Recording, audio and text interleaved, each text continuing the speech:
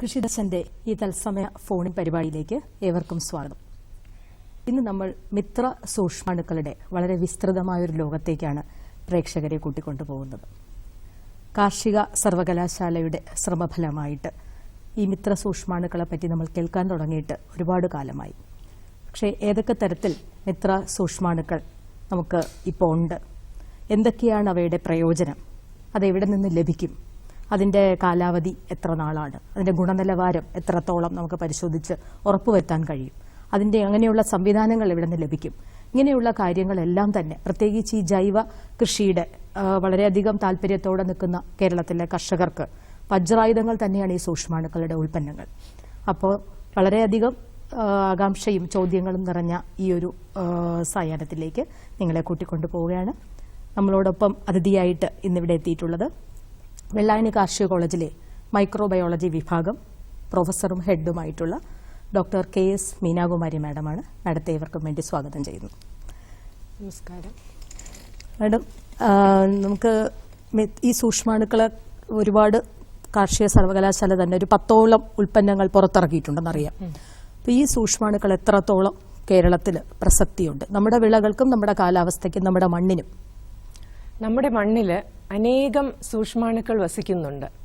അതിൽ മാരകമായ രോഗങ്ങൾ, അതായത് നമ്മുടെ വിളകളെ ബാധിക്കുന്ന രോഗാണുക്കൾ ഇതിനകത്ത് മണ്ണിലുണ്ട്.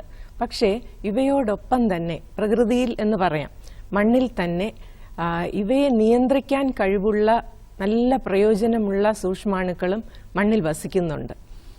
ഇതോടൊപ്പം പോഷകങ്ങൾ, നമ്മുടെ വിളകൾക്ക് പോഷകങ്ങൾ ലഭ്യമാക്കാൻ സഹായിക്കുന്ന സൂക്ഷ്മാണുക്കളും ആ മണ്ണിൽ തന്നെ അടങ്ങിയിരിക്കുന്നു.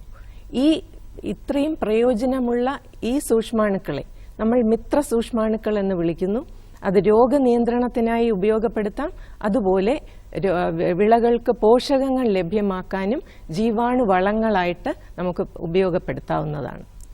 മിത്ര സൂക്ഷ്മാണുക്കളെ പറ്റി പറയുകയാണെങ്കിൽ സൂക്ഷ്മാണുക്കൾ തന്നെ പല തരത്തിലുണ്ടല്ലോ. ചിലത് ബാക്ടീരിയ കാണും, ചിലത് ഫംഗസ് കാണും. അപ്പം അങ്ങനെ നമുക്ക് പറയുമ്പോൾ നമുക്ക് എങ്ങനെ അതിനെ പ്രധാനമായിട്ടും ഈ പോഷക ലഭ്യതയ്ക്കുള്ളവ, അങ്ങനെ രോഗനിയന്ത്രണത്തിനുള്ളവ, അതായത് രോഗനിയന്ത്രണത്തിനുള്ള സൂക്ഷ്മാണുക്കളിൽ ഏറ്റവും പ്രധാനം സ്യൂഡോമോണാസ് ഫ്ലൂറസെൻസ് എന്ന മിത്ര ബാക്ടീരിയയും കൂടാതെ മിത്രക്കുമിൾ, ട്രൈക്കോഡെർമ എന്ന മിത്രക്കുമിൾ. അത് സ്യൂഡോമോണാസ് നമുക്ക് കൂടുതലായും കുമിൾ ബാക്ടീരിയ രോഗങ്ങളെയും ഒരു പരിധിവരെ വൈറസ് രോഗങ്ങളെയും നിയന്ത്രിക്കാൻ പ്രാപ്തരാണ് സ്യൂഡോമോണാസ് ഫ്ലൂറസെൻസ്. അതേസമയം ട്രൈക്കോഡെർമ മണ്ണിൽ കൂടി പടരുന്നതുമായ കുമിൾ രോഗങ്ങൾക്കെതിരെയാണ് ഫലപ്രദമായി കണ്ടിട്ടുള്ളത്. ഇതിനെ നമ്മൾ ഈ രണ്ട് വിഭാഗത്തെയും നമ്മൾ ബയോ കൺട്രോൾ ഏജൻസ് എന്ന് പറയുന്നു.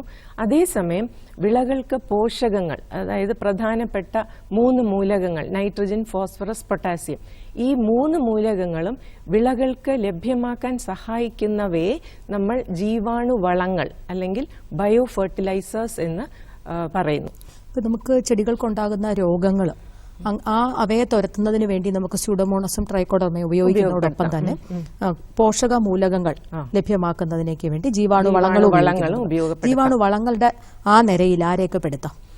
നൈട്രജൻ ജീവാണുവളങ്ങളിൽ ഏറ്റവും പ്രധാനം റൈസോബിയം. നമ്മുടെ പയറ് ചെടികളുടെ വേരിൽ ഉള്ള മുഴകൾക്കകത്ത് വസിച്ചാണ് ഇവ നൈട്രജൻ യൗഗീകരിക്കുന്നത്. കൂടാതെ വേറൊരു നൈട്രജൻ ജീവാണുവളമാണ് അസോസ്പൈറില്ലം. നെല്ലുൾപ്പെടെയുള്ള എല്ലാ വിളകൾക്കും പറ്റിയ ഒരു നൈട്രജൻ ജീവാണുവളമാണ് അസോസ്പൈറില്ലം. പിന്നെയുള്ളത് അസിറ്റോബാക്ടർ. പിന്നെ ഫോസ്ഫറസ് ജീവാണുവളങ്ങളിൽ ഫോസ്ഫറസ് സോളുബിളൈസേഴ്സ് ഉണ്ട്, പിന്നെ മൈക്കോറൈസയുണ്ട്. പൊട്ടാസ്യം സോളുബിളൈസേഴ്സിൽ ഫ്രക്ചൂറിയ എന്ന് പറയുന്ന ബാക്ടീരിയ. ഇതാണ് പ്രധാനപ്പെട്ടവ. 3 മൂലകങ്ങളും ചെടികൾക്ക് നൽകാൻ ശേഷിയുള്ള മിത്ര സൂക്ഷ്മാണുക്കൾ. മാഡം പറഞ്ഞതിനകത്ത് ഈ റൈസോബിയം എന്ന് പറയുന്നത് നമുക്ക് പയറ് ചെടികളിൽ മാത്രം ഉപയോഗിക്കാൻ കഴിയും. അതെ. അത് അതേസമയം അസോസ്പൈറില്ലവും നെല്ല് ഉൾപ്പെടെയുള്ള എല്ലാ വിളകൾക്കും പറ്റിയതാണ് അസോസ്പൈറില്ലം. നൈട്രജൻ യൗഗീകരണത്തിന് പുറമെ ഇതിന് ഹോർമോൺ ഉൽപ്പാദിപ്പിക്കാനുള്ള കഴിവുണ്ട്. അസോസ്പൈറില്ലം എന്ന് പറയുന്ന ബാക്ടീരിയയ്ക്ക് വിളകളുടെ വളർച്ച മെച്ചപ്പെടുത്തുവാൻ സഹായിക്കുന്ന ഹോർമോൺ ഉൽപ്പാദിപ്പിക്കുന്നു. പ്രത്യേകിച്ച് ഇൻഡോൾ അസിറ്റിക് ആസിഡ് എന്ന് പറയുന്ന ഗ്രോത്ത് ഹോർമോൺ ഈ ബാക്ടീരിയ ഉൽപ്പാദിപ്പിക്കുന്നു. അതുവഴിയാണ് ഈ വളർച്ച മെച്ചപ്പെടുന്നത്.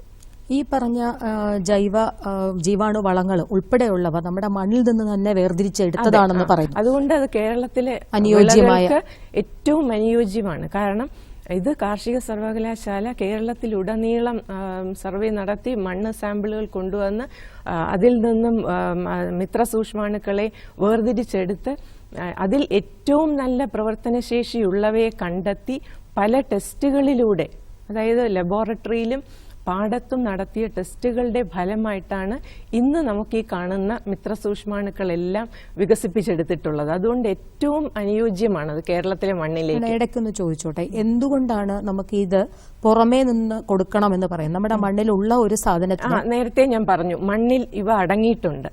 പക്ഷേ എല്ലായിടത്തും കാണുന്ന ബാക്ടീരിയകൾ അല്ലെങ്കിൽ സ്യൂഡോമോണാസോ ട്രൈക്കോഡെർമയോ അത്ര പ്രവർത്തനശേഷിയുള്ളതായിരിക്കണം എന്നില്ല. കാർഷിക സർവകലാശാല വികസിപ്പിച്ചെടുത്തിരിക്കുന്ന ഈ കൾച്ചറുകളെല്ലാം തന്നെ ഏറ്റവും പ്രവർത്തനശേഷിയുള്ളവയാണ്. അത് ഒരുപാട് ടെസ്റ്റുകളിലൂടെ നമ്മൾ കണ്ടെത്തിയതാണ്, അങ്ങനെ ഡെവലപ്പ് ചെയ്തതാണ്. അതുകൊണ്ട് നമ്മുടെ മണ്ണിലേക്ക് നല്ല പ്രവർത്തനശേഷിയുള്ള മിത്രസൂക്ഷ്മാണുക്കളുടെ എണ്ണം പെരുകിപ്പിക്കുക എന്നുള്ളതാണ് നമ്മുടെ ഉദ്ദേശം. ഇത് ചേർത്ത് കൊടുക്കേണ്ട രീതിയും കൂടെ ഒന്ന് പറയാമോ? അത് സ്യൂഡോമോണാസ് ഫ്ലൂറസൻസ് ആണെങ്കിൽ നടിയിൽ വസ്തു ഏതായാലും വിത്തിൽ തുടങ്ങി വിത്ത്, വാഴയുടെ മാണം, ഇഞ്ചി വിത്ത്, കുരുമുളകിന്റെ കട്ടിങ്സ് ഇതെല്ലാം തന്നെ വിത്തിൽ പുരട്ടി നടിയിൽ വസ്തു പുരട്ടി നടുക. കൂടാതെ സ്പ്രേ ചെയ്യുക, തളിച്ചു കൊടുക്കുക. 2% വീര്യത്തിൽ ഇത് ചെടികളിൽ തളിച്ചു കൊടുക്കാം. കൂടാതെ ചുവട്ടിൽ ഒഴിച്ചു കൊടുക്കുന്നതും വഴി മാരകമായ കുമിൾ ബാക്ടീരിയ രോഗങ്ങളെ നമുക്ക് നിയന്ത്രിക്കാൻ പറ്റും. ട്രൈക്കോഡെർമയാണെങ്കിൽ ആകിലും നമുക്കിതിന്റെ എണ്ണം പെരുകിപ്പിച്ച് ട്രൈക്കോഡെർമയുടെ എണ്ണം വർദ്ധിപ്പിച്ചിട്ട് വേണം നമ്മൾ ചെടികൾക്ക് ഇട്ട് കൊടുക്കാൻ. അതുകൊണ്ടാണ് ചാണകപ്പൊടി വേപ്പിൻ പിണ്ണാക്ക് മിശ്രിതം ആണ് ഇതിന് ഏറ്റവും അനുയോജ്യമായിട്ട് കണ്ടിട്ടുള്ളത്. അതുകൊണ്ടാണ് ചാണകപ്പൊടി വേപ്പിൻ പിണ്ണാക്ക് മിശ്രിതത്തിൽ വളർത്തി നമ്മൾ ട്രൈക്കോഡെർമ പ്രയോഗിക്കുന്നത്. ഹലോ, ഒരു കോൾ ഉണ്ട് മാഡം. ഹലോ ഹലോ, ആരാണ്?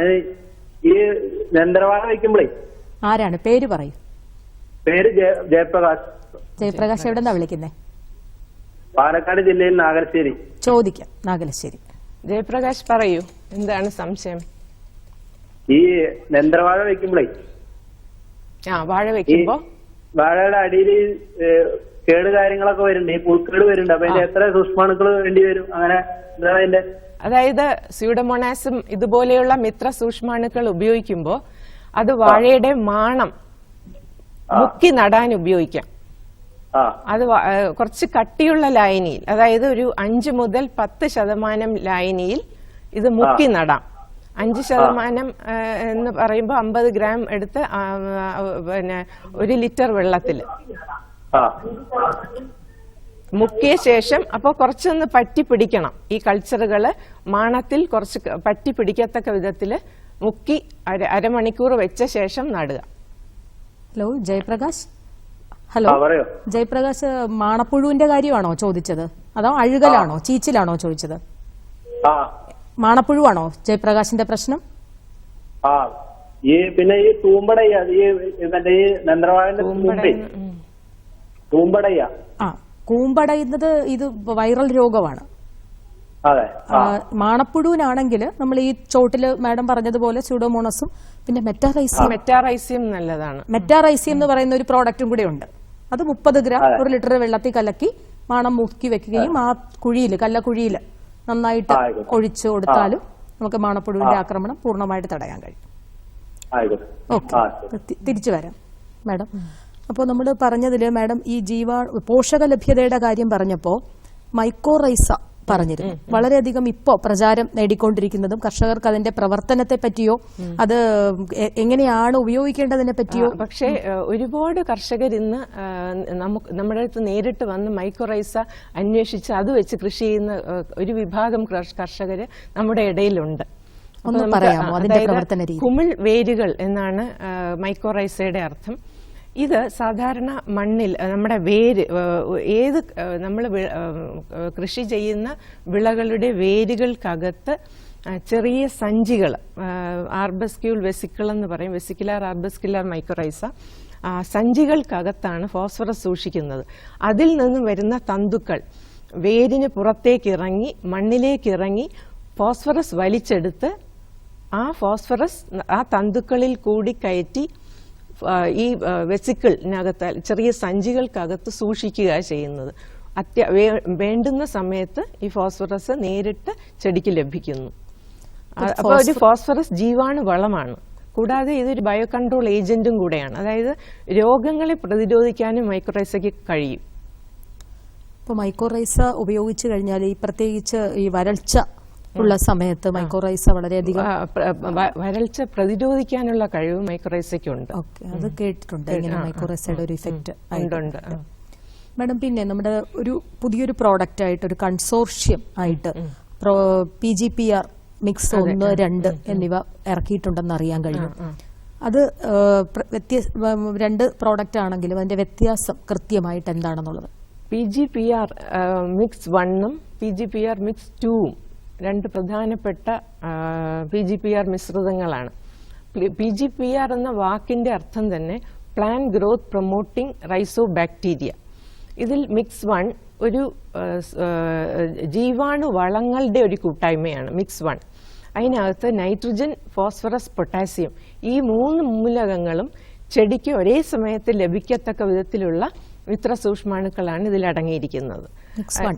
മിക്സ് 1 ഒരു ജീവാണു വളമാണ്.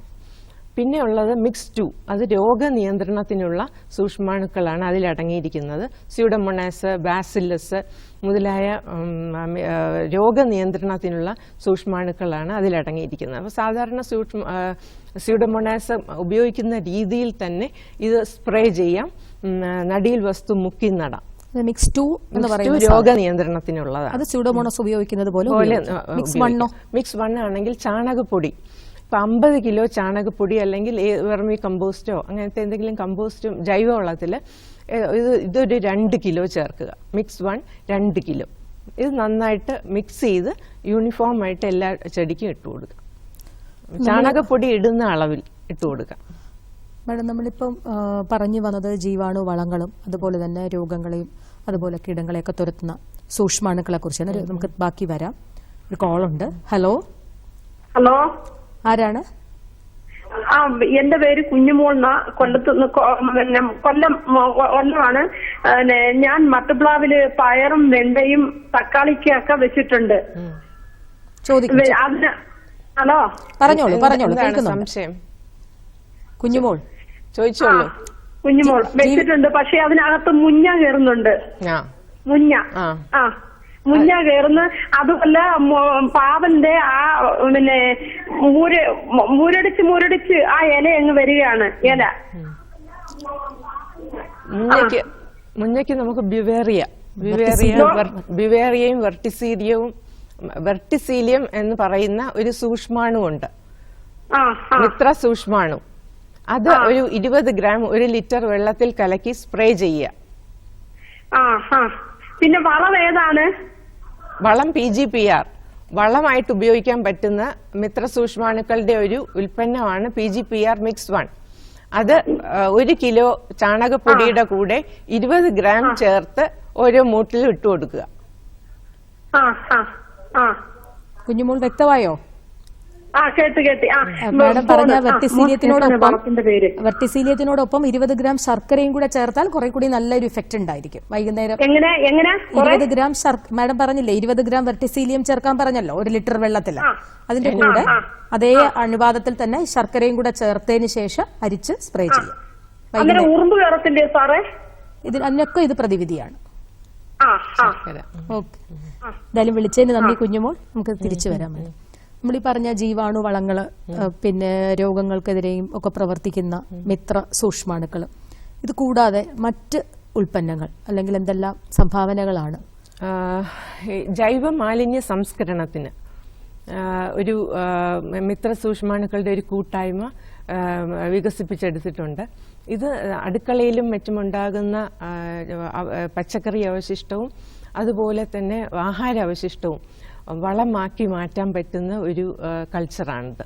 എന്താണ് പേര്? കമ്പോസ്റ്റിംഗ് ഇനോക്കുലം എന്നാണ് അതിന്റെ പേര്. ഈ ഉൽപ്പന്നം ഉപയോഗിച്ച് സാധാരണ ചെടിച്ചട്ടിയിൽ ഒരു വീട്ടമ്മയ്ക്ക് അനായാസേന ചെയ്യാൻ പറ്റുന്ന ഒരു സാങ്കേതിക വിദ്യയാണ് ഈ ടെക്നോളജി. എങ്ങനെയാണത് പ്രവർത്തിക്കുന്നത്? അത് പിന്നെ ചട്ടി, സാധാരണ ഒരു ചെടിച്ചട്ടി, അതിൻ്റെ സുഷിരങ്ങളൊന്ന് അടച്ചിട്ട് താഴെ ഏറ്റവും അടിയിൽ ശകലം ചകിരി അല്ലെങ്കിൽ ചകിരിച്ചോറിടുക.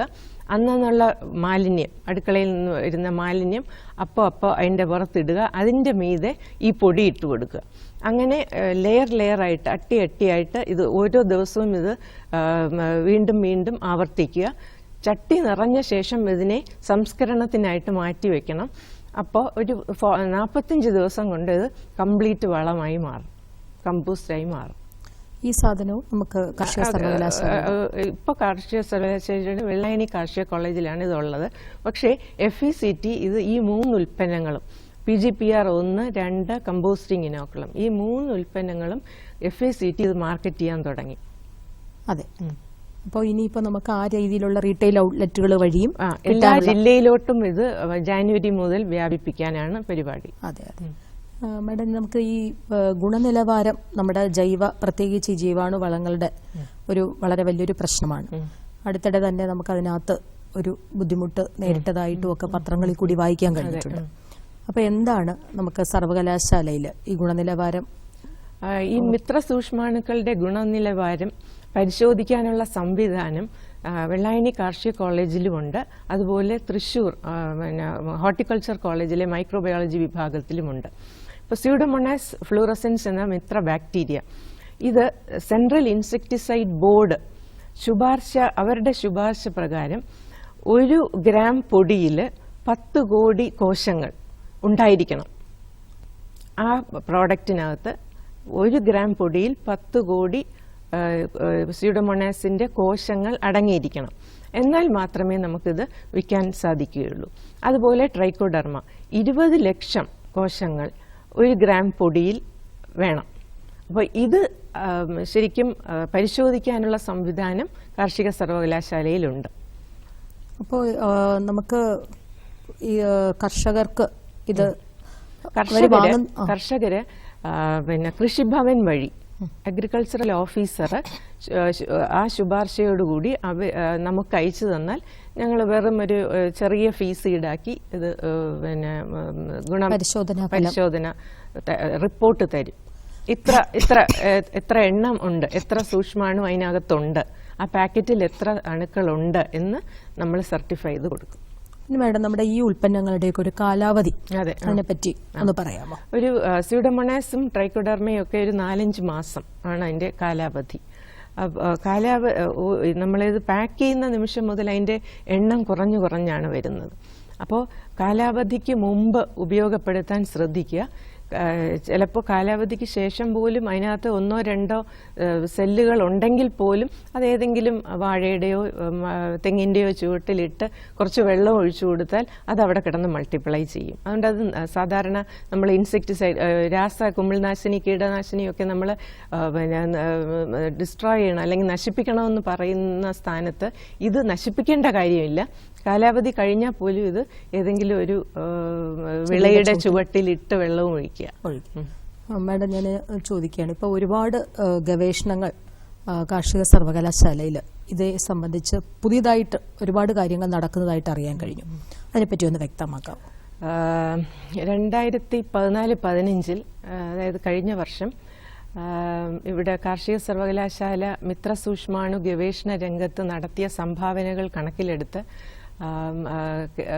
കേരള ഗവൺമെന്റ് സൂക്ഷ്മാണു സാങ്കേതിക വിദ്യയുടെ ഒരു മികവ് കേന്ദ്രമാക്കി ഡിപ്പാർട്ട്മെന്റിനെ ഉയർത്തിയിട്ടുണ്ട്. അപ്പോൾ ഇപ്പോൾ ഞങ്ങളുടെ ചുമതല വളരെയധികം വർദ്ധിച്ചിരിക്കുന്നു എന്നാണ് ഞങ്ങൾ കരുതുന്നത്. ഇപ്പോൾ ഞങ്ങൾ ആകിലും എല്ലാം തന്നെ ദ്രാവക രൂപത്തിലുള്ള മിത്ര സൂക്ഷ്മാണു ഉൽപ്പന്നങ്ങൾ ഉരുത്തിരിച്ചെടുക്കാനുള്ള ശ്രമത്തിലാണ്. ഉദാഹരണം PGPR 1-ഉം 2-ഉം ഞങ്ങൾ ദ്രാവക രൂപത്തിലാക്കി കഴിഞ്ഞു. അതിൻ്റെ പ്രാരംഭ ട്രയലുകളും നടക്കേണ്ടതായിട്ടുണ്ട്. അതുപോലെ സൂക്ഷ്മ മൂലകങ്ങൾ വിളകൾക്ക് ലഭ്യമാക്കാൻ സഹായിക്കുന്ന മിത്ര സൂക്ഷ്മാണുക്കളെയും ഞങ്ങൾ വികസിപ്പിച്ചെടുത്തു കഴിഞ്ഞു. അതിൻ്റെയും ട്രയലുകൾ നടന്നുകൊണ്ടിരിക്കുകയാണ്. വളരെ നല്ലൊരു കാര്യം മാഡം. പ്രത്യേകിച്ച് ഈ സൂക്ഷ്മ മൂലകങ്ങളുടെ കാര്യം പറയുമ്പോഴത്തേക്കും കേരളത്തിൽ അങ്ങോളം ഇങ്ങോളം പ്രത്യേകിച്ച് ബോറോൺ, സിങ്ക് തുടങ്ങിയ സൂക്ഷ്മമൂലകങ്ങൾക്ക് വളരെ പ്രശ്നമായിട്ട് നമ്മുടെ പ്രധാനപ്പെട്ട വിളകളിൽ വളരെയധികം ഈ അഭാവത്തിന്റെ ലക്ഷണങ്ങൾ ശക്തമായി തന്നെ പ്രതികരിച്ചു തുടങ്ങിയിരിക്കുന്നുണ്ട് വിളകൾ. അപ്പൊ അത് എത്രയും പെട്ടെന്ന് തന്നെ കർഷകരിലേക്ക് എത്തട്ടെ എന്ന് നമുക്ക് പ്രതീക്ഷിക്കാം. എന്തായാലും നമ്മുടെ സമയം ഇവിടെ കഴിഞ്ഞിരിക്കുകയാണ്. വളരെ വിലപ്പെട്ട നിമിഷങ്ങളാണ് കർഷകരോടൊപ്പം നമ്മൾ പങ്കുവച്ചത്. ഞാൻ നിങ്ങളുടെ മനസ്സിൽ ബാക്കിയാക്കിയിരിക്കുന്ന ചോദ്യങ്ങൾ ചോദിക്കുവാൻ വേണ്ടി അതിയുടെ വിലാസവും ഫോൺ നമ്പറും പറയുകയാണ്. Doctor KS Meenakumari, professor and head, microbiology department, കാർഷിക college Vellayani, Thiruvananthapuram. Phone number 9495301905.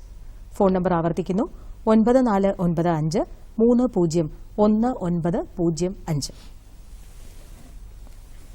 കൃഷിദർശന് വേണ്ടി ഞാൻ നന്ദി അറിയിച്ചുകൊള്ളുന്നു. നമസ്കാരം.